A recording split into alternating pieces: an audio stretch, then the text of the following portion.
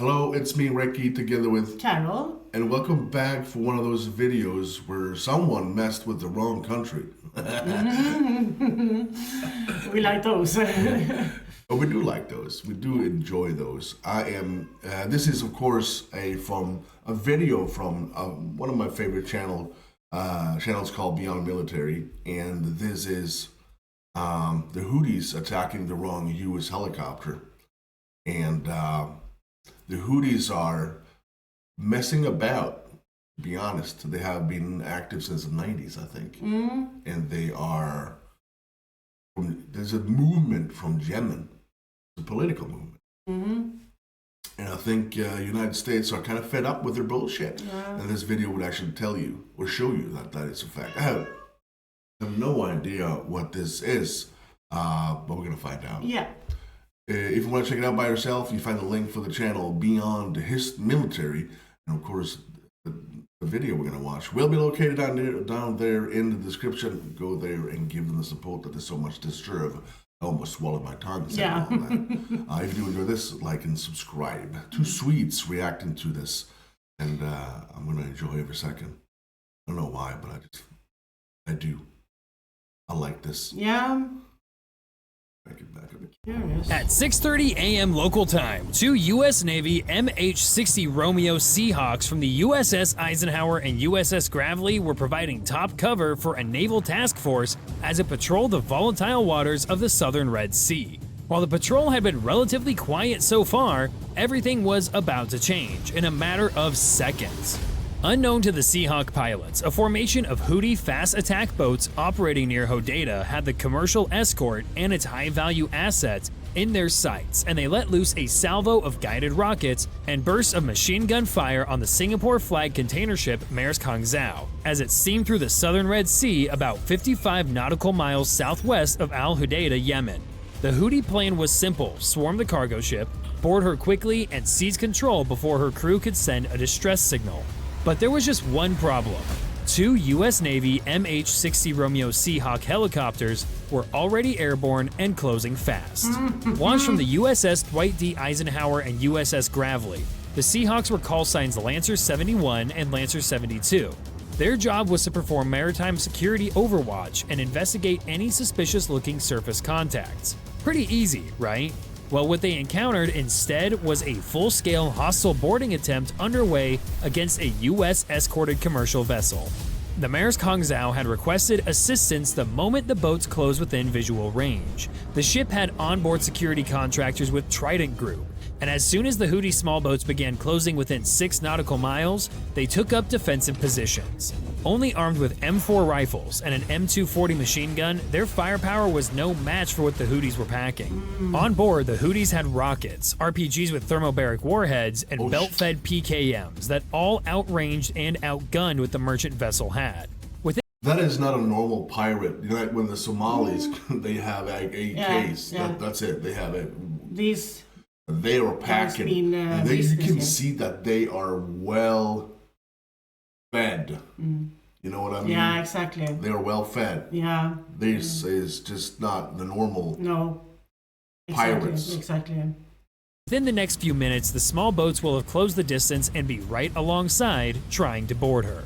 The Seahawks responded immediately to the distress call. Within seconds of receiving clearance, both helicopters accelerated at a speed of 160 knots to close the 26 nautical mile gap between them and the vessel. But time was not on their side. With that closure rate, it would take 9 minutes to get there, about 5 minutes too late to stop the Houthis. So the pilots had to devise a plan fast that hit the Houthis hard before they could scramble over the merchant's side. At 6:31 a.m., the Romeos picked up 4 Iranian-supplied Boghammer-style fast attack boats on radar.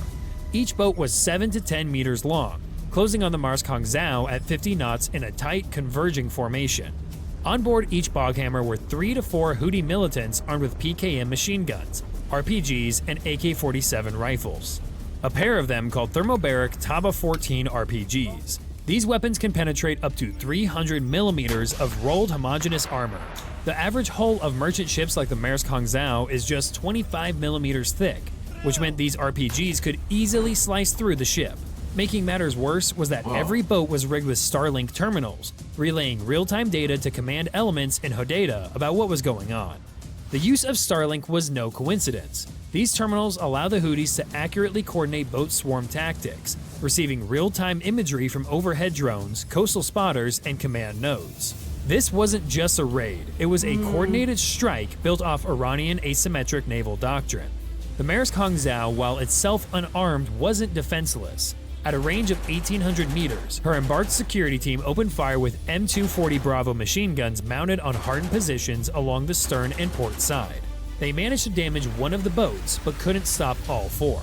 In 47 seconds, the fast boats were now at 600 meters and would soon be within RPG range, and it soon came. Though their suppressive fire knocked out one of the attacker's rudder assemblies, the RPG gunner fired a round from Boat 2 that came within 3 meters of the ship's superstructure, which is the part of the ship that sticks up above the main deck where the crew controls the ship. Taking this out would mean the ship would lose its ability to run away or coordinate a defense. At this moment, it was clear the security detail was moments away from being overrun. And that's when the Seahawks arrived. Due to the dog defense of the ship's security team, the Boghammers were standing fast at around 600 meters so they could pummel them with RPGs before boarding. This delay gave the Lancers 71 and 72 enough time to close the gap, so that by 6:39 they were just a mile away. With the Romeos cleared to engage, the only thing left was to identify which ones to take out first. Located here under the nose of the aircraft is the AN/APS-153V radar. While the radar had picked up all 4 boats while still 42 kilometers out, due to dense sea clutter, it needed more data to get an accurate course, speed, and profile of each attack craft. The radar was tracking 32 separate contacts in the area at the time, but the pilot soon adjusted it to narrow pulse mode. In this configuration, the radar sent out energy at 0.5 to 1 microsecond intervals to get the high-fidelity data needed to make a beeline for the Houthi boats. But this system just helped get the Romeos vectored in the right direction. Thanks to these 2 functions of its radar, it gets right over the top of the Houthi boats. This APS-153 radar uses a special mode called Moving Target Indicator, or MTI, to help track the targets, and it is pretty ingenious how it does it. As the contact moves, the MTI exploits Doppler shifts caused by the relative motion between the radar and different parts of the target. Think of it like hearing a motorcycle roar past you on the street. As it gets closer, the pitch changes. That's the Doppler effect. The radar does the same thing with radio waves, and by analyzing those shifts, it can tell if there's something solid in the water or just another wave.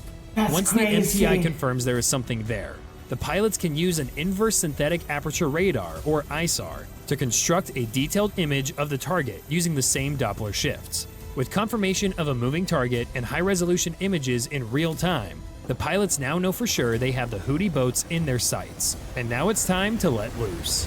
Each Seahawk was armed with 2 GAU-21 50 caliber crew-served machine guns on either side. These beasts fire up to 1,100 rounds per minute with a maximum effective range of 1,850 meters. The rounds were a mix of armor-piercing incendiary and tracer rounds, designed to help puncture the thin-skinned boats. But it was the Houthis who got in the first shots. At 6:40, the Houthi boats opened fire on the helicopters. PKM machine gun tracers flashed past the Seahawks, with some rounds passing within 15 meters. This was the last mistake they ever made. The Seahawks immediately descended to 150 feet to engage. At the same time, they began dispensing countermeasures as a precaution. Each aircraft dropped 12 MJU-68B flares and 24 RR-180 chaff bundles that formed an infrared and radar reflective cloud behind the helicopters in case the Houthis fired an IR-guided missile at them. Once deployed, these flares reached up to 2,200 degrees Celsius and burned for nearly 2.5 seconds, more than enough to lure off any heat-seeking man-pads or shoulder-fired missiles. While no missile launch was detected, the pilots weren't taking any chances. Then, all hell broke loose. At 6:41, Lancer 71 locked onto Boat 1. The door gunner sent 3 bursts of 50 caliber rounds its way. 50. The rounds punched through the engine block and ignited the fuel cell. A fireball soon erupted and sent debris skyward as the boat sank within 45 seconds. Before the first boat had even sunk, Lancer 71 swung left and lined up Boat 2. A quick burst disabled the rudder. The gunner followed up with a full 3-second spray, and the boat lost steering completely. It listed hard, filled with water, and capsized at 6:42. Both helicopters then shifted to Boat 3, which got a double dose as it took fire from both helicopters. Within seconds, dozens of armor-piercing rounds punched holes below the boat's waterline. The crew attempted to bail, but the boat slipped beneath the surface by 6:44. After sinking the third boat, both helicopters began taking turns firing at Boat 4. However, after seeing all their buddies delivered to Davy Jones' locker, the fourth boat had already turned tail to run away. The boat retreated northwest in a trail of smoke as rounds continued peppering its hull. The Seahawks did not pursue it since they had to stay with the Merchant. In less than 7 minutes, the two helicopters had sunk 3 bog hammers and fired roughly 1,800 rounds of ammunition. But unfortunately for the Houthis, this would not be the end of the U.S. response in retaliation for this unprovoked attack. U.S. Central Command decided destroying a couple of boats wouldn't be enough punishment for the Houthis, and they needed to take stronger measures to teach them a lesson. Within 8 hours of the attack, the USS Gravely opened fire on known Houthi coastal radar sites used to give data to Houthi attack boats with its 5-inch Mark 45 Mod 4 naval gun. The ship fired a total of 92 rounds of high explosive and air burst rounds. These 70-pound projectiles have a max range of about 9 miles and a speed of around 2,600 feet per second. The Gravely steamed up and down the Yemeni coast with impunity as it bombarded one radar installation after another. In total, 3 coastal radar installations at Jabal al-Tair, al-Mocha, and Ras Isa were all taken out before sundown. The Houthis had been using each of these sites to track coalition ships in the Red Sea over the past 2 weeks. Their destruction degraded Houthi maritime surveillance capabilities by at least 60%, according to post-strike battle damage assessments by drones. And the retaliation wasn't over yet. On January 1st, additional follow-up airstrikes began. 4 FA-18E Super Hornets from VFA 131 aboard the Eisenhower took off armed with AGM-154C Joint Standoff Weapons, JSOW. Their target, the Al Durahima Missile Warehouse. Each JSOW-C carried a 500-pound Broach warhead capable of penetrating 3.7 meters of reinforced concrete with a molten metal jet that moves at 14 kilometers per second. At 6:43 p.m. local time, 4 missiles impacted the target complex and created numerous secondary explosions.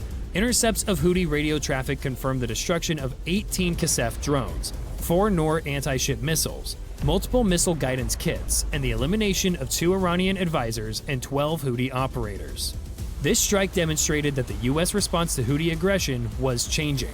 Not only would U.S. units defend themselves and others at the moment, but after the engagement was over, the U.S. would continue retaliatory strikes to prevent the Houthis from ever waging war again. Bye for now. Oh my days. Wow. That was a quick finish. Wow. Wow. That was badass. Yeah, this is a typical American thing. And this is what I love how they do war. They took out the threat. Yeah, and they found out how did they get all this information. All right, we got some. Right, take out the radio station, and they used missile against us. Where do they manufacture the missiles? Over there, yeah, blow that shit up too. And that okay, let's go home. Yeah, that's the part I really like. That they don't just swoop in and clear and go back. No. They do more to prevent, and that I and we've seen a couple of videos that actually show that okay, we need to find out how they did this and learn to adjust to the next time. And there's so much going on, and I really do enjoy this kind of videos. Yeah, this was a really spännande. Exciting video. Yeah, it was too short. I wanted more, but wow, that was crazy. Yeah, crazy. And I don't get it why they think they're going to succeed with this. I don't know why. Are they underestimating? No, and I think they're hoping that the U.S. forces is not going to respond to the situation that they're doing. They don't know. So this boat here, that the ship that had all the containers, I do believe that they'd had probably no idea how close the American actually was, or they just thought they're desperate, they want to do something, just as well as the Somali pirates. They get like super forced to go and do this, and I do believe that the Houthis are doing exactly the same thing. Go take that ship. However, but you know, the Americans, I don't care, just go. I think that's the case here. And this is just to the 3 helicopters that responded. Yeah, that's crazy. And they have no missiles and just have the GAUs. And I enjoyed this video immensely. I loved it. Okay, so if you did enjoy this reaction to that one, let us know by hitting the like and of course that subscribe, and God bless America. Big thank you to everyone who supports us on Patreon and channel membership. No matter what tier, you guys are completely amazing. Same goes to the PayPal's, the GoFundMe's, the Super Thankers, and the best community ever, our comment section. And if you want to check out by yourself, you find the link for the channel and for the video we just watched will be located right down there in the description. Go there and give them the support that they so much deserve. Other than that, thank you so much for watching. I'm Recky. And I'm Carol. You stay safe.